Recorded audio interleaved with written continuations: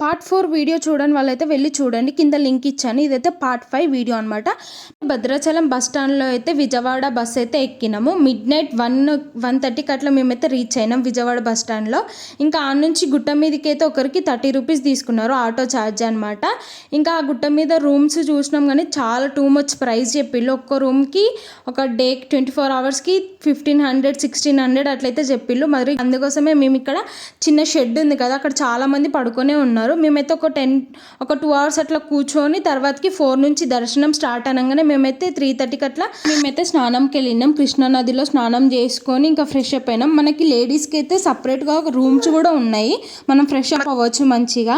మా చిన్నోడు స్నానం చేయించినాం, వాడైతే చాలా బాగా ఇచ్చిండు పాపం మా చలికి. ఇంకా తర్వాతకి అయితే ఇక్కడ నుంచి అయితే మనకి ఫ్రీ బస్ ఉంటుంది మొత్తం గుట్ట మీదికి. అక్కడైతే మేము దర్శనం చేసుకున్నాము. దర్శనం చేసుకొని బయటకు వచ్చేసరికి ఎంత మంచి లొకేషన్ ఉందో. మేము వెళ్ళినప్పుడైతే చీకటి ఉండే అనమాట. ఇంకా బయటకు వచ్చేసరికి ఇట్లా వెళ్తూరి మస్తు అనిపించింది. లొకేషన్ అయితే చాలా బాగుంది, నాకైతే మస్తు నచ్చింది. దర్శనం కూడా మంచిగా జరిగింది మాకైతే విజయవాడ కనకదుర్గమ్మ దగ్గర టెంపుల్ దగ్గర అయితే.